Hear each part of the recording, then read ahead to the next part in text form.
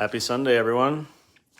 Today I taught gospel doctrine. I was the substitute teacher, and for those of you who have been here since the beginning, know that that's how this whole thing started, was because of me being asked to substitute teach a particular lesson. So today was the Come Follow Me about the story of Joseph and the Technicolor Dreamcoat, as people know him today. And it was like Genesis 37 through 50, and, the lengthy story about Joseph, right? He's thrown in a pit by his brothers, and he's enslaved, sold into slavery, ends up in Potiphar's home.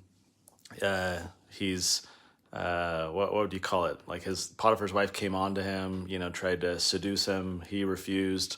She falsely accused him of trying to come on to her. He ends up in jail, prison, whatever.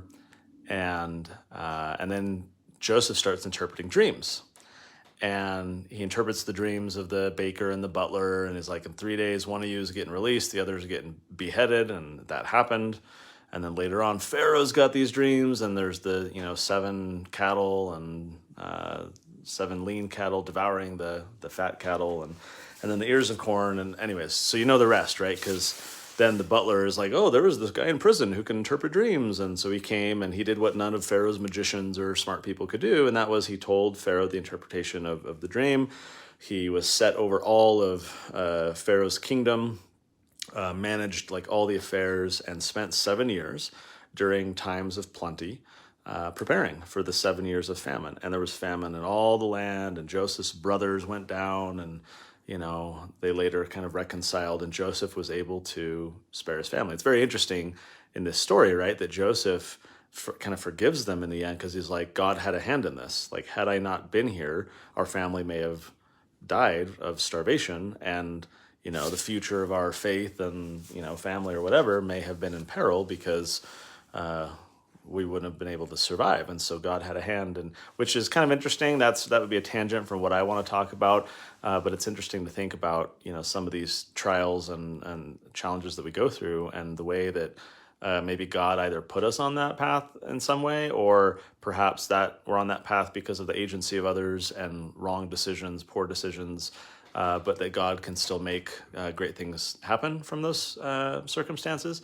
So there's a lot of interesting stuff to pull out of Joseph's story. But we all know this quote, those who don't learn from the past are condemned to repeat it. And so I'm always trying to think through, like, what are the things we should learn from this story? It's not enough, in my opinion, to just learn about it and like, okay, Joseph did this, and then his brothers went here, and then they, put the money back in his saddle and sent his brothers on, like, fine, that's good to know for, pop quiz about Old Testament stories, but it doesn't really impact our lives today. I don't want to learn about the story, I want to learn from the story. So what do we learn from that story? And so then you can say, well, maybe it's adultery and temptation and Potiphar's wife and all these things. And sure, there's, something to be learned from that. The problems of false accusations of women. We deal with this today, where women falsely accuse men of, sexual abuse or whatever, and that's a big deal. But what stands out the most to me is the 7 years of feast and famine. It's really interesting. All throughout the Book of Mormon, one of the most common words in the Book of Mormon is the word remember. Over and over and over again, the prophet fathers to their children are always saying, remember what God has done. Remember what Moses did in the desert. Remember what Lehi taught. Remember, what the prophets have said. They're always trying to get their children and the people to remember. It's not an issue of learning. It's an issue of remembering, and then, of course, applying. Because if you're not applying it, then clearly you haven't remembered it fully. And so it's a theme throughout the Book of Mormon, this idea of remembering. And so I think it's the same thing with this lesson, with Joseph and the 7 years of feast and famine. Because we have been counseled and commanded and taught in many respects over the years the importance of being prepared, right? If you are prepared, you shall not fear, right? I'm going to do a whole nother episode in the future on the scripture that talks about, you hear of wars and rumors of wars in faraway lands, but you don't know the hearts of men in your own land. There's a lot of interesting things to unpack there, but it plays in the same way, right? If we are prepared for things, we're not going to be so easily controlled. The Book of Mormon, Lehi, I think it's who teaches about this idea of it's important to act and not be acted upon. And that's where I want to start, because this is counsel that I think so many of us do very poorly with. We've been told over and over, think of it this way, okay? I've done several of these episodes about, the vaccine and the mask and the church urging us and all these different things. And I know many people who, in response to the church's letter, became extremely diligent and wore masks and got vaccinated and went against their own, conscience or feelings or thoughts on the matter.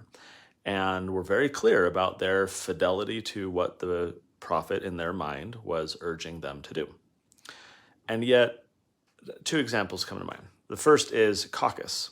Over the years in Utah, the first presidency has repeatedly issued a letter to be read over the pulpit in the weeks prior to the caucus meetings, which are the local meetings for political parties where delegates are elected and they then decide who's going to be nominated to various offices.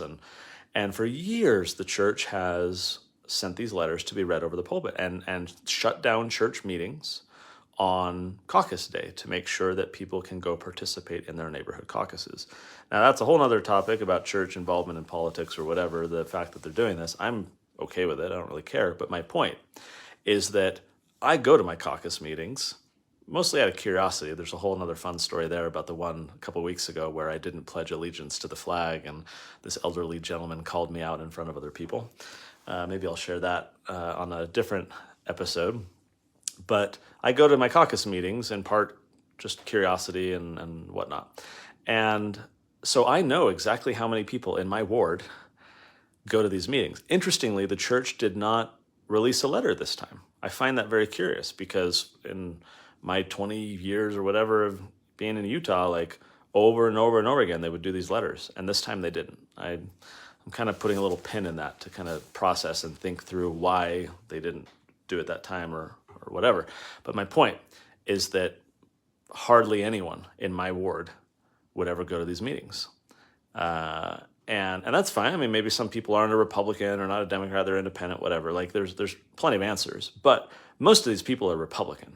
And so here's the first presidency saying, you should go to your caucus meetings. And hardly any of them do. Many of these same people then suddenly wearing a mask or getting vaccinated because they interpret that letter as being how we can define our righteousness or demonstrate our righteousness. And yet they would never go to caucus meetings. Similarly, the first presidency and all leaders of the church has counseled us again and again and again and again to have food storage, to be prepared, to have a 72-hour kit, to have savings. And we do an awful job at following that counsel. And so as we read this story in Genesis of Joseph and the 7 years of plenty, 7 years of famine, I think of that principle of the importance of acting instead of being acted upon. In my past years, I was what you would call a prepper. I was very, fixated on this stuff and really kind of deep into it and talking about it and teaching others about it. And what really struck me as interesting was when the first presidency, this was probably 10 or probably 15 years ago or so at this point now, they issued a statement. They issued a little pamphlet. They were calling it Provident Living at the time. They were kind of rebranding food storage and emergency preparedness into Provident Living. Now the focus is what they're calling self-reliance. They do a lot of these self-reliance classes and stakes and so forth. But at the time, they issued this pamphlet, and the first presidency wrote a statement for that pamphlet.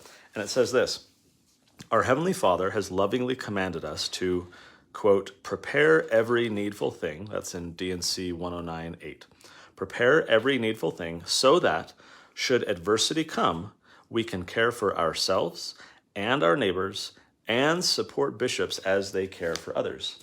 I think too often we think of being prepared or emergency preparedness in the context of ourselves and our family. We kind of think selfishly about it, right? What do we have for my family? But what they are saying here, and I think what Joseph's story teaches us, is the importance of acting rather than being acted upon. In other words, when emergencies happen, if you can be a blessing rather than a burden, that's what God wants. God wants us to be able to be an instrument in his hands to help other people, to bless and love, demonstrate our love to other people. If we are not prepared, like Joseph's brothers, when their dad sent them down to Egypt to try and buy food because there was a famine in all the land, and Egypt had tons of food because of what Joseph had been doing down there for 7 years. If we have to be acted upon, we have very limited options. We are focused very narrowly. If you think of Maslow's hierarchy of needs, right at the bottom, it's like you need food and you need sleep and you need these very basic things. And only once those bottom things are satisfied can you then move up that hierarchy and focus on emotional and spiritual type of things. We can't really spare the mental energy and time and physical energy to spiritual issues if we are focused on finding our next meal and making sure that, our children can be fed. That consumes our attention and our energy, and we have no time for other things. So if God wants us to be focused on spiritual things, we have to take care of the temporal things. Of course, he talks about how never at any time have I given a commandment that was temporal. All things unto me are spiritual, right? And so that adds a little element or a twist to this idea as well. But even if you consider spiritual and physical or temporal a little bit separated in terms of how we perceive them, right? We can't really get to the spiritual if we haven't adequately satisfied the physical. And so when an emergency happens, be it a hurricane or an earthquake, a pandemic, people not having toilet paper 2 years ago, whatever the issue is, if we are not prepared, then not only are we suddenly in a position of needing help from other people, but also we can't help other people. We can't, if we're down the little hillside and we need to be lifted up by others, right? Like versus us being towards the top, like, oh, hey, no, I'm up here, I'm prepared, I was ready, I'm a little bit further than you, let me help lift you up. And I think God wants us to be in a position of being able to lift others up, not having to need other people to lift us up. So I find that interesting, right? That care for ourselves and our neighbors and support bishops as they care for others. Preparedness is more a mindset about being able to be a blessing to other people rather than being a burden on other people. And I don't think we often think of emergency preparedness in that context. It's usually like, okay, do I have a generator? And do I have buckets of wheat? And do I have all the things that I need? And so it's interesting. Here is a recent quote from the presiding bishop. So I'm just going to read this paragraph. He says, so the presiding bishop, right, in our church, he oversees kind of the quote-unquote temporal affairs of the church. The bishop's storehouse, the fast offerings, humanitarian aid, Provident living, self-reliance, whatever you want to call it. All of these like preparedness type of issues, the presiding bishop oversees it. Here's what the presiding bishop recently said. We are very much aware that we live in difficult times, perhaps as difficult as any recent period in history. The economy in general seems to be out of control. There's high unemployment in many areas. Inflation is running rampant in most countries of the world. Personal debt is staggering. Many who have purchased a home have monthly payments which leave no room to handle the slightest emergency. Pretty spot on, right? So here's the presiding bishop giving an observation about what's happening and that a lot of the saints are struggling to meet basic needs in light of some of these challenging economic situations. The problem is that is not a recent quote. I misled you a little bit. That quote was from 1980. So it's been 42 years since the presiding bishop said that at that time. And so you think about that, right? How are we any different? Are we better today? Are we better off than things were? Or not just financially better off, but better prepared, than the saints were in 1980? We're going through many of these things right now. High inflation, economic problems, tons of debt, people struggling to make monthly payments on these homes and all this stuff, right? That relates to what we're experiencing today. But how are we doing? Are we faring any better? The problem that I've seen with this topic of emergency preparedness is that it's so easy to procrastinate. It's so easy to just kind of delay and ignore, or, oh yeah, one day, maybe there will be a big earthquake, at some point, whatever. Here's President Spencer W. Kimball. This resonates with me. He says, do we lose faith? Do we lose patience, hope? Do we get weary in waiting because the day is long and the event delayed? It is so difficult to be prepared for an event so long delayed. Many have found it too difficult, and they slumber without due preparation. Hundreds of thousands of us today are in this position. Confidence has been dulled and patience worn thin. It is so hard to wait and be prepared always, but we cannot allow ourselves to slumber. This is related to a quote that I remember reading from President Benson. I wrote this down. He says, should the Lord decide at this time, I don't have when this was, and it was in the 70s or 80s. Should the Lord decide at this time to cleanse the church, and the need for that cleansing seems to be increasing, again, decades ago, a famine in this land of 1 year's duration could wipe out a large percentage of slothful members, including some ward and stake officers, yet we cannot say that we have not been warned. So we've heard all this before, right? We know what the counsel is. We know we're supposed to do better. We know. And yet things are like President Monson said. He says, many more people could ride out the storm-tossed waves in their economic lives if they had their year's supply of food and clothing and were debt-free. Today we find that many have followed this counsel in reverse. They have at least a year's supply of debt and are food-free. So when my wife and I used to live in a different area of Lehi here in Utah, I was at the time the emergency preparedness coordinator for our ward. And the whole stake did a drill, like a block captain drill, where we would go door to door, check in on people, let them know what the block captain system was, what it's for. And then we asked them some questions because we wanted to gather some data and better understand how things were going. I had long speculated how well the church had been doing in being prepared. How many people had food storage? How many people kind of had savings, right? How people were doing. But there's never any data, and the church, to my knowledge, had never and still never collects any data to understand how the saints are actually doing when it comes to this counsel.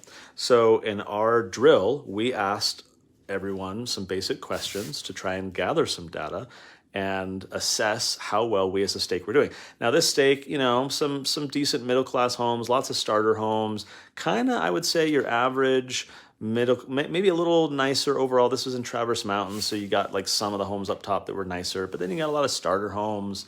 So I'd say it's generally representative, certainly of middle-class Utah, let alone, Mormons throughout the United States. And so while this is one little data point, I think it's at least somewhat indicative of how the broader church in the United States is faring. I think things are much different in third world countries and elsewhere, of course. But to me, this data is insightful, at least to understand the people who are the core of the church, so-called, quote unquote, especially in Utah. How are we doing? So here's what that data said. First, we asked how many people are in your household. Husband, wife, children, whatever. And then we said, how many 72-hour kits does your family have, right? Do you have one per person, one for just the adults, whatever? And when you add up all the people, including the kids, our whole stake, so when I taught class today, I gave this lesson, of course, because it was about Joseph, and I invited some audience participation, right? Let's get your guesses of how many people you think, what percentage do you think it actually was? And man, people were skeptical. I got one person said 10%, another said 4 to 5%. I think everyone was really surprised audibly in the class when I shared that it was 53%. Granted, our stake had been kind of pushing a little bit, get 72-hour kits, and there have been lessons and Fifth Sunday lessons and trainings, or, I had done a group buy for my whole ward where we got them all these sturdy backpack things and stuff. So kind of an anomaly in the sense that we had been pushing in that direction to try and improve that. However, when you then asked people, okay, when was the last time you went through your 72-hour kit and replenished it? If they're for kids, have you updated their clothing so it's the right size? Have you, recycled the food and replenished it with something that will actually be edible? Have you tested the batteries to make sure your flashlight's actually going to work? All these things. Right, when you ask that question, people kind of got sheepish and oh yeah, no, it's been a while, And so, maybe they had a ward activity a decade prior where they set up a 72-hour kit and it was gathering dust in the corner of the garage. So 53% sounds great. I think in reality, the usefulness of the 72-hour kits was probably somewhere around 15%, if that, I would guess. in terms of people who were, staying on top of it and kind of making sure it was actually that they even knew what was in it, that it was, usable stuff still after all those years.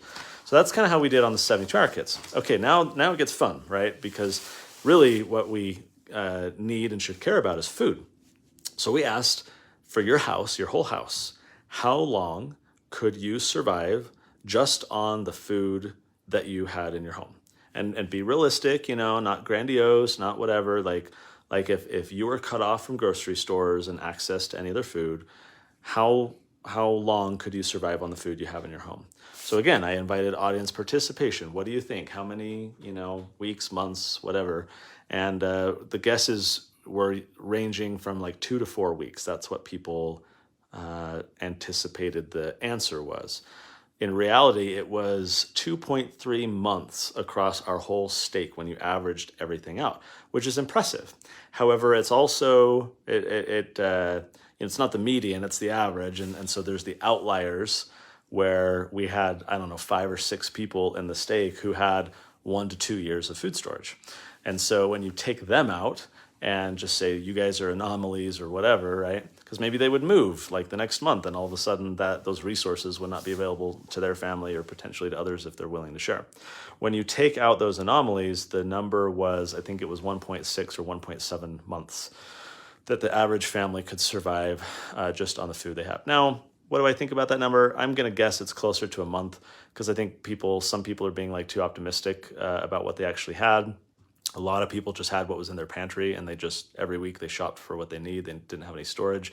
Some people had food storage, but it was 30 years old, and ultimately inedible and things like that. So I'm going to guess optimistically a month, maybe 5, maybe 6 weeks for our whole stake. So that's kind of an interesting thing, right? That, everyone can get by for a month and hope that, disaster has subsided, by that point or whatever, that the supply chain has, gotten fixed, that transportation is okay, trucks can get in with resources and feed all these people and everything. So I, in my ward, this was not a state question, but in my ward, I also wanted to ask about water because food is great, but if you don't have access to drinking water, you'll die a lot quicker than you can last longer without food than you can without water.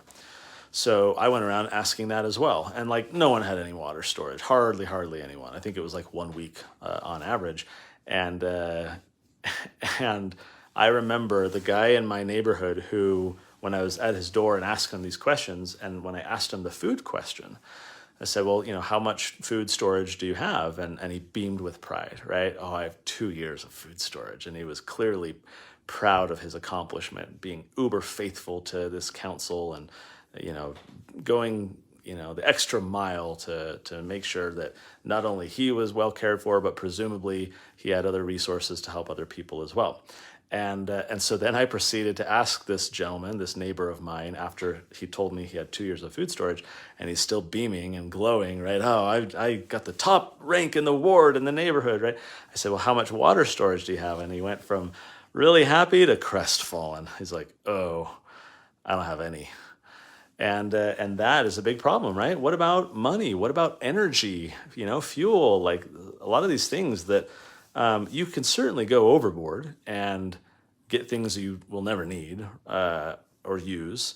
But there's prudence in being prepared, right? And being able to be of service to others. Some emergencies, there's a woman in our ward today who was sharing about an earthquake that her family went through and what that was like, seeing this very localized, crazy experience where it looked like a bomb went off and just everything's destroyed. Yet there were people that had resources. And when it's more localized like that, she talked about how the missionaries came in with their little yellow vests and they were cutting down trees, days later and trying to help out, and how great that was and how great that is, truly. But if you widen that disaster, or if there's multiple disasters of different kinds at a point, you stretch thin the availability of those resources, human resources, right? Individuals to come to your aid, medical resources, food, right? Fuel, whatever it is. All it takes is a broader disaster, and then you're out on a lurch. And then again, like Joseph's story, are we like the brothers who were not prepared and who were being acted upon? They were at the mercy of others. They were burdened. Or are we like Joseph, who had the foresight thanks to Pharaoh's dream and Joseph's interpretation thereof, to lay up in store, to prepare. We, I think, have the benefit of, I'll call it prophetic counsel, that has encouraged us to save, to store up, to be ready to be a benefit to ourselves and importantly, others. Now, for me, this is not a matter of theoretical, theological speculation about the future, right? Oh, an earthquake might happen, or apocalyptic end of days events, and second coming and all these things, right? And I don't say theoretical, I believe those things are going to happen. But this topic for me is not speculative about if and when in the future. It's an actual lived experience. My father, when I was growing up, on 3 separate occasions lost his job for a prolonged period of time. And my mom, ever the obedient woman that she tried and tries to be, had food storage. Buckets of beans and rice and wheat, and they were in every nook and cranny of the house. We didn't have a basement. This was in San Diego. And we had an attic, but our food storage was always just like, it was under beds, under the stairs, in the pantry, every cupboard. She had water storage in like old 2-liter bottles, like it was all over the place. And when my dad would lose his job for a while, my folks didn't have, a lot of money or any kind of income, we ate from the food storage. And in that respect, we were not a burden on other people. We didn't have to go hat in hand to, raid the fast offerings. And granted, that's what they're there for, obviously. But I don't think my parents used those funds at all. They may have, a little bit, maybe for like a mortgage payment here and there or something. I don't have the details there. I was younger. But it was great for my parents to be able to continue to provide. Granted, it didn't taste the greatest. It wasn't awesome meals, but it was subsistence, right? It was nutrition. It was help. It got us through those economic storms. And look, when there's a big hurricane and the helping hands with their yellow vests come and the big missionary brigade, and we're going to make a show of it and get some good press out of it. And I'm not saying that's why those things happen or why people do that, but right, like these big productions, and let's funnel all these resources to these people. And that is amazing. That is awesome. That people, the institution of the church, have the capacity and the priority to do that. That is great. But then there are so many people who struggle in life privately, who have their own crises, a health crisis that wipes out your savings. You didn't have insurance, you're in the hospital, you're, death in the family, death of the provider, you didn't have life insurance, hours cut back at work, or senior on a fixed income and inflation's going through the roof, and you worry how you're going to make your property tax payment on a house that's been paid off for a while, but you still have to rent your house basically from Uncle Sam for the property tax. Like, there's lots of other circumstances where you don't see those yellow vested missionaries showing up to help, or other members, right? I remember my mom sharing the story that one time when my dad had been unemployed for a while, and it was known in the ward council and the elders quorum, like everyone knew. And my dad was out washing the car in front of the house, I think, and the home teacher drove by. Didn't get out of the car. He just stayed in his car in the road. He rolled down the passenger side. Hey, Steve, how you doing? And my dad's like, what do you say, right? He's like, oh, I'm okay, thanks. And, oh, okay, good to see you. See you next month. And then he drove off, right? So it's tough because a lot of people need to be prepared for things that they have to weather on their own, because people either don't know, or they're not going to help, or they don't know how to help, or they can't help even though they want to. Like, there's so many circumstances when it comes to having a preparedness mindset that have nothing to do with these calamitous, apocalyptic big events, right? It's being ready for the small stuff that I think is the most important, because frankly, I think it's the most likely.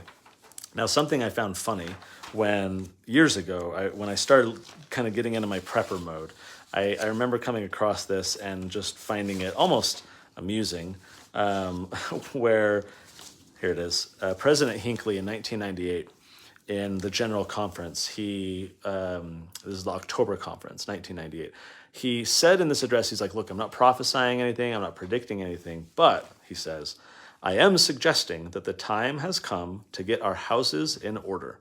There is a portent of stormy weather ahead, to which we had better give heed.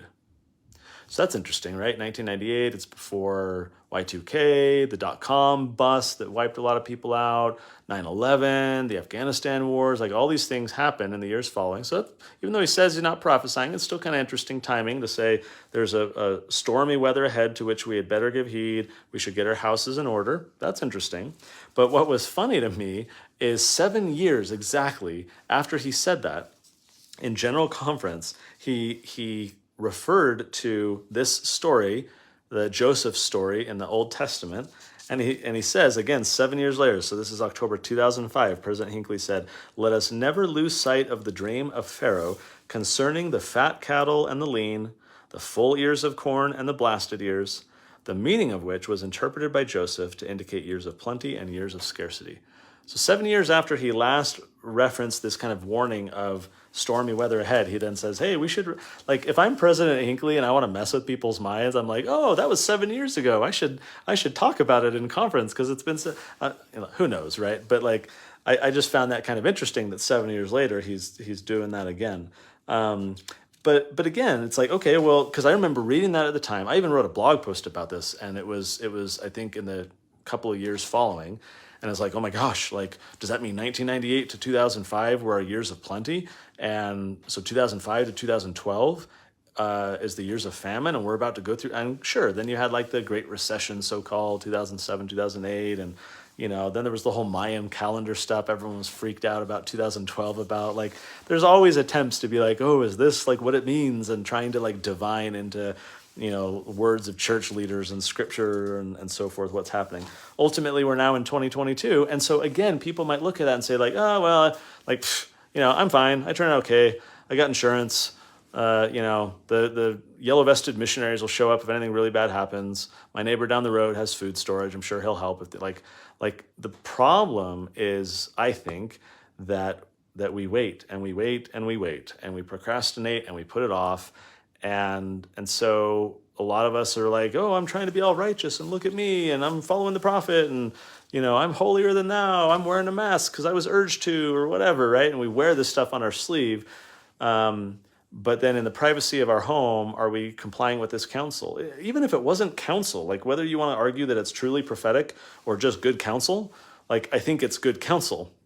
Because here's Joseph's dream talking to us and demonstrating to us that his brothers were in a position of weakness, right? Not only could they not, these are the children of Israel, right? The literal children of Israel, of Jacob. And not only could they not help their family members and help other people in their community, they had to go hat in hand and beg for mercy from, a different country, different government, different people, basically.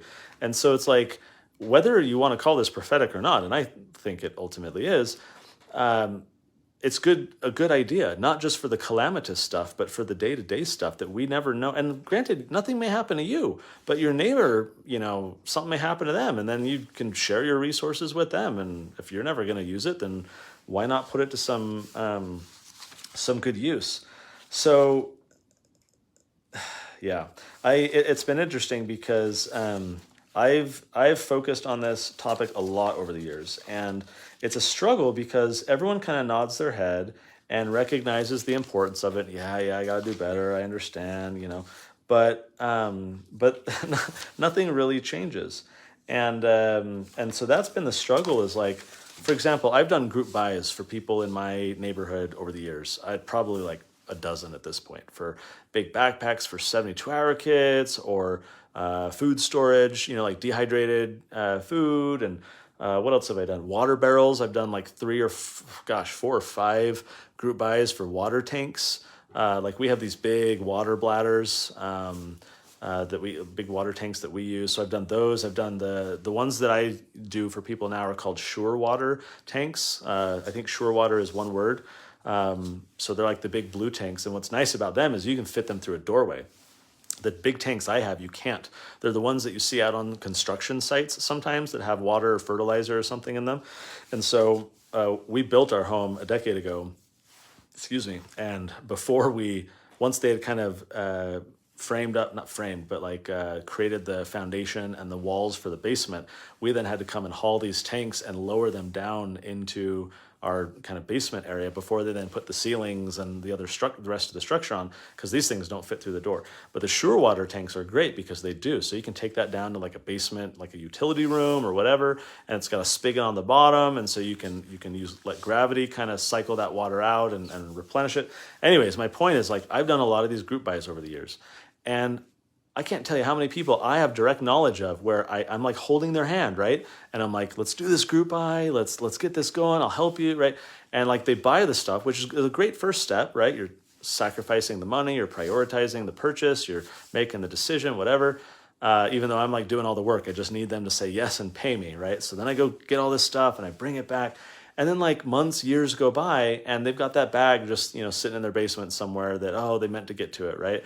Or like I'll drive by neighbors' homes in the past who I've gotten water tanks for, and they're like out in the backyard, still unfilled, 2 years later or whatever. I can see their garage is open and the tank is there, but they haven't even filled the thing, And so it's tough. I have really struggled. I used to put on classes, I think when I first moved into this ward, we would do, was it like once a month? I would do like a self-reliance class. And what was that? We did like financial self-reliance and then physical kind of preparedness self-reliance. I've held classes in my home. Like, I'm just saying all this to say that over the years, I've tried to put in a lot of effort to like help other people, because in part it's selfish for me, right? Because we're pretty well prepared. Ish. I mean, like, you're never totally prepared, and who knows what could happen. In fact, where I live, we're in a liquefaction zone, which means we're so close to a lake that if and when the big earthquake hits, the dirt will likely all turn to quicksand because the water table is so high. And so a big earthquake kind of shakes everything up, all the dirt and the water together. And so these homes that right now are on this like sure foundation just, are likely going to sink inches or feet or more down into the ground. So like, you can't ever truly be prepared for everything. But in part, my efforts in past years have been selfish in the sense that everyone in my ward knows I'm prepared because I'm always preaching about it and helping them and talking, like, so clearly, even if they don't know what I have, they know I have stuff, and I try to do stuff. And so like, I don't want everyone coming to me, right? Hat in hand.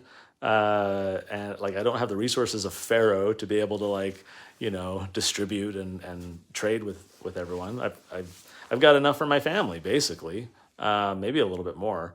And so I don't want, 50 households coming to me begging for, whatever. And because I'd want to help, I don't, but like, then it's like, you're the foolish virgin, right? Like you could have trimmed your lamp for a long time waiting for the bride, and yet you didn't. And so this question of like, do you save people from themselves? Or, I'm not going to like stand there and be like, oh, your children are starving, let me give you a lecture about how you should have, trimmed your lamp and bought a bucket of wheat, 5 years ago. Like, I'll help, but that's the problem, is that resources can become very scarce very quickly if they're distributed broadly. And so I want other people to be prepared, in part so that they are not a burden on me or others who can help out. And the more people who are prepared, the less burdens we have, and then the more blessings we have. What I mean is, again, the act instead of acted upon. Just like Joseph could help out a lot of people and help his brothers, right? The more people we have prepared, the more people we have who can then be in a position of helping other people. And at the whole point of provident living, like the First Presidency said a decade or so ago, right, that we're to prepare every needful thing so that, should adversity come, we can care for ourselves and our neighbors and support bishops as they care for others. I think that is critical. I think that's where we're ultimately failing. We all know the scripture, right? If you are prepared, you shall not fear. I know a lot of people who are terrified about what's going on right now, whether it's the, Russia and the, World War III at our doorstep, or it's inflation and they're on a fixed income, or just prices are going up, or like whatever the issue is. I know a lot of people who are afraid. But I'm going to venture a guess that most of those people are unprepared. They haven't been saving up. They've been maybe keeping up with the Joneses, or they've been, wasting money on, Netflix or crap they don't need without prioritizing, having a savings built up that's a cushion. I mean, like, I'm all about enjoying life. I don't think we should be like terrified and watching the news and paranoid all the time and preparing for every little thing that can happen. Like, you can paralyze yourself. I know people who live that way. It looks miserable. And if I'm being honest, I probably went through a short period of time in my life that I was very kind of fearful. I was approaching preparedness from a fear mindset, trying to kind of anticipate anything that could happen and make sure I had the right resources and knowledge. And it was a kind of fear-driven process until I like realized what I was doing, almost like this addiction to panic. And so I had to snap out of it and realize that there's a better way to prepare, right? And it's this faith-oriented way of like, again, I want to prepare so that I'm in a position to help other people. Not that like, oh my gosh, woe is me, like something bad might happen, I want to be prepared for it. It's like, whatever happens, like we can't predict exactly for it, but I want to be ready enough so that like, take care of my family and we're doing okay, but then I can go help other people too. And so I think a lot of these people do approach this from a fear standpoint. And they're, where I was driving with that is, I think we should enjoy life. Right? I don't think we should like eat, drink, and be merry in the sense that we are not doing the right things and putting off what we should. But if we're prioritizing what we should, if we're saving up, if we're being prudent, if we're, focused on, saving enough of whatever resources so that we can then be of help to other people, like I think it's totally fine to enjoy life along the way. I'm not saying don't, spend money on entertainment or do fun things, but I know many people who only prioritize those like passing things that are more pleasure oriented, and they're not focused on their future. They're not focused on, saving or investing or hedging or learning things, investing in themselves, being more prepared with knowledge or resources. So again, I've lived it. Like I can't get that out of my brain. Like the buckets of food storage in my family that were actually used for an acute experience that pertained just to our family. Many other families have lived through something similar, of course, but my point is that this wasn't like a neighborhood-wide thing or a community-wide thing or like so many of us will encounter things in our lives where we can either be a burden or a blessing, and we can go through the challenge and struggle and need other people's help. Or, I see people struggling all the time, and then I just wonder, this seems like something you could have reasonably prepared for. And so they're posting their GoFundMes and they're, and that's fine. Like I donate to those I'm not saying be stingy and withhold your charity because people were the unwise, foolish virgin. We should help, I think. But I still have that thought run through my mind. It's like, look, you've been a member of your church all life. You've heard your stuff. You could have taken reasonable steps to mitigate some of the stuff. You can't ever fully prepare for it. I get that. But I think this is an area of counsel that we miserably fail at. And perhaps hypocritically so, again, in the sense that a lot of church members are very quick to kind of demonstrate or let it be known that they are trying to follow the prophet, quote unquote, and, wear a mask or go to caucus or, don't drink coffee or pay their tithing or whatever. But this area, I think we just do awful at. And I think that's a problem. I think it will be a big problem one day. I don't know when that is.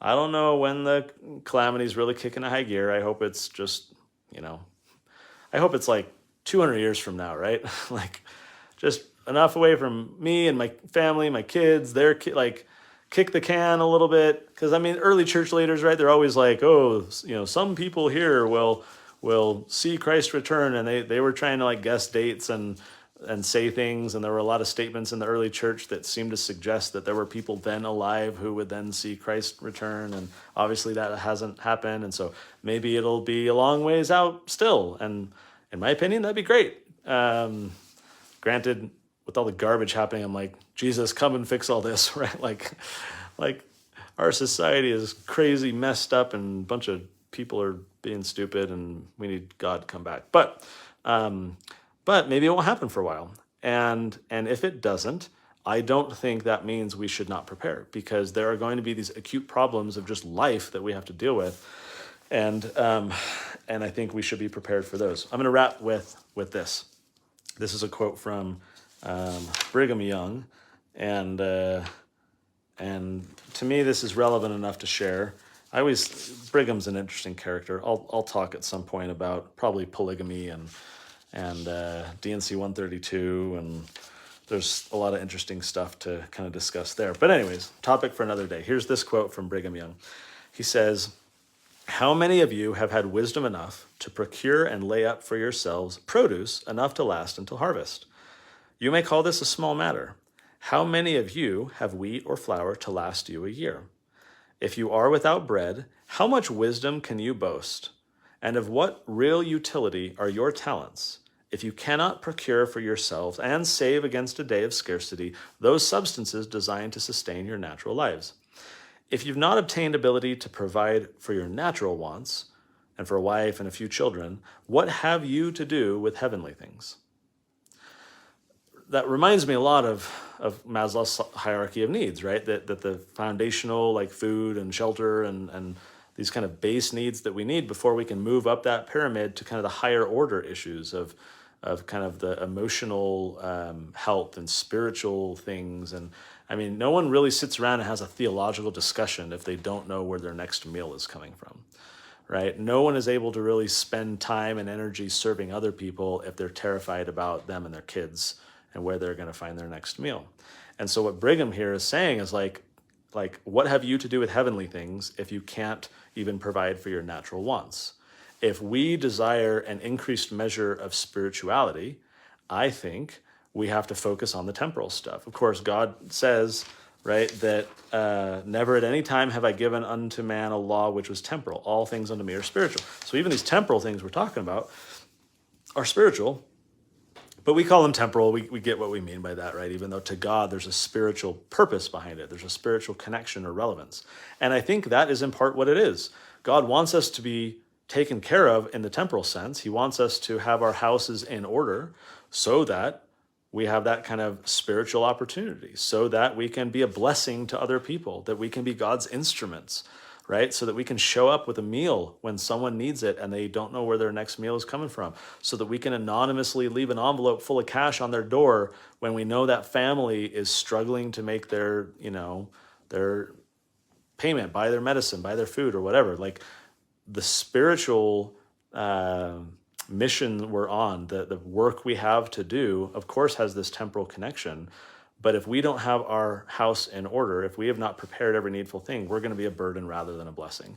I'm at the point in my life where I'm really trying to think through how to help other people, how to serve other people even more, how I can be that blessing for other people. And maybe it's not a disaster, it's not a hurricane or an earthquake, right? Maybe it's just the little stuff in life, but I want to be an instrument in God's hands, and that requires that I have things well enough prepared in my house, quote unquote, right? So that I can then, do what Joseph Smith said. One of my favorite quotes from him is how he ranged throughout the world, anxious to bless the whole of the human family. That to him is what love was, not just love of yourself or love of your immediate neighbor, but going throughout the whole world, being an instrument in God's hands to bless the whole human family. But again, if we're like Joseph's brothers and, begging for our next meal, we're not in a position to be able to do that. And we really go back down that pyramid. We focus on that base level, and we lose, I think, a lot of opportunity to be connecting with people at that higher level, to be an instrument in God's hands, to fulfill those spiritual things. That to me is where the saints have fallen. Perhaps our spirituality has declined because we can't even get our temporal affairs in order. I lament often about how we focus on milk over meat and how it seems like our church collectively focuses on kind of superficial things, and a lot of the substantive, meaty doctrines don't even really get much attention, and we don't focus on them. And at best, they get a 2-minute mention in the gospel doctrine class that a lot of people don't even understand or aren't there to hear about. And I lament this often, and I wonder what is holding us back from getting out under the condemnation that the Doctrine and Covenants talks about, because we've treated lightly the things that we've received. God is not going to give us any more if we've not followed what we've been given. J. Reuben Clark in 1948, so this is like 75 years ago, he said, "What we need today is not more prophets. We have the prophets. But what we need is more people with listening ears. This is the great need of our generation." So that's, to me, where the answer is on this topic and so many more. We know what we're supposed to do. We know what good counsel is, whether you want to claim that it's just, good counsel or prophetic, again, whatever. The point is, we know that it's prudent to do these things. We know that we should act rather than be acted upon. We know that Joseph was in a better position than his brothers were. when there were times of famine. We know that when there's a big natural disaster and people don't have the ability to provide for themselves, how much they fear and how their focus narrows very myopically to just, how they're going to survive the next hour. We know these things. And yet we're not listening. We're not doing well. Even when people like me try to help other people get stuff done, there's so many impediments in the way that they don't do it. They don't have the knowledge. They don't prioritize seeking out the knowledge. They don't prioritize buying and spending money on the things they need. They don't systematize things, right? To like recycle the food in your 72-hour kit every 6 months. What we do in our families, we just do general conference. Every 6 months, we go rotate one of our tanks of water. We rotate the food in the 72-hour kits. Like we just know like clockwork. And so you build a system around it where you don't even think about it. You just habitualize it and you know exactly what you need to do. But a lot of people don't take the time to create those systems, to, create a schedule, set a calendar reminder. Like all it takes is deciding that this is a priority that you want to invest a little bit of time and some money to do to then get it done. But so many people don't.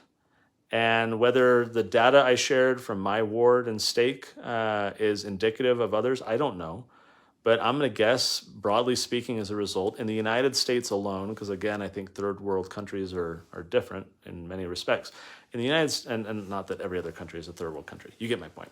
But in the United States, among church members, we probably have, on average, a few weeks of food storage on hand.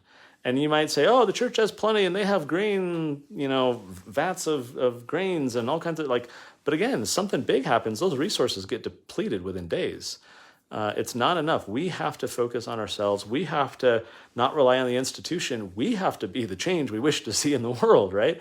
That when something happens, we have the opportunity to be the blessing or the burden. It's not about wheat. It's not about gas masks or generators or storing, $20 bills or gold. It's not about that stuff. It's about being ready so that when you are called upon for assistance, you can render it. It is so much better, in my opinion, to be able to be of service to other people than to have to be at their mercy. Because like my dad's home teacher, he wasn't a very big help. He wasn't a help at all, right? And a lot of that help wasn't there when my family needed it, but they could help themselves. And presumably could have helped others had they needed it as well. That is where I think a lot of our opportunity as saints, is to kind of create that community, right? Not rely on the institution, but be ready and willing to do it ourselves, to be of service to one another when disaster, big or small, strikes. And so to me, it's not a temporal thing. It's not a, preparedness thing. It's if we want to attain a higher level of spirituality, I think we have to act based on the light that we've been given and follow the commandments that we've been given. And if we're slothful and shirk responsibility, I can only imagine that God is sitting there thinking why am I going to give you more if you're not doing well enough at what you are right now? And so, I think new revelation, for example, hinges on our willingness to follow past counsel. And if we're not, and if we don't, then we won't get anything new. I want new stuff. I want new revelation. I want to grow and progress and see the church evolve and see, new things happen. I think we should all want that. I think that's the whole point. The restoration was not a one-time event. It is an ongoing opportunity, right, to obtain more. There is much more that God can give us. Joseph talked about it all the time. And yet he said, every time I try and give someone a new revelation, it's like the saints fly to pieces like glass. Right? They just shatter the traditions of their fathers, the status quo, the slothfulness, the whatever. I think we need to be more prepared, not just to be a blessing to other people, but to show God that we're willing to do what we know we're supposed to so that we can get more things. So, where do we go with that? Again, this is a topic that I think many people struggle with. And it feels daunting. It feels burdensome, it feels overwhelming. I get that. But by small and simple things are great things brought to pass, right? Ignore 98% of what you need to do and focus on the 2%. Pick something small, do it as a family home evening, do it as a family activity, put it on your calendar, put it on your to-do list, decide where to start. Give yourself a micro victory. Show yourself, I planned to get a 72-hour kit and I got one. Or we bought a week's worth of food storage. We bought this freeze-dried pack of food, this first aid kit, whatever. right? I feel good about that. And then immediately when you do one thing, have a system where you plan the next thing, right? Oh, good, we did that. Okay, what are we going to do next? Doesn't have to be that day, doesn't have to be that week, but what's the next thing? Put it in your calendar, put it on your to-do list, and create a system around this. And before long, you'll find that you've taken a bunch of steps in the right direction and you're far down the path of where you need to be, again, so that you can then help your family, but then potentially help others. That is the opportunity. It just requires some work and diligence on our part. This isn't about temporal stuff. This is about spiritual stuff. And I think that's where a lot of Latter-day Saints have fallen short, myself included in many respects here, as much as I try, that we need to remember this is not a fear-based thing of like, oh, I'm so worried this thing is going to happen. This is a faith-based thing. We need to have the right mentality as we do this. It's about loving other people. It's about being ready to help and be an instrument in God's hands.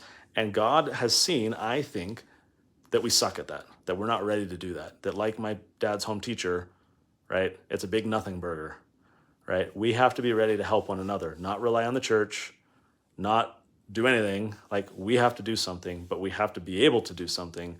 And that means that we have to be prepared. We have to have resources. We have to have knowledge. And only then can we help other people. That's, I think, when God sees a bit more of us being willing to act on what we've been given, be an instrument in his hands, love one another, and then he might give us more. Hope you guys have a great Sunday.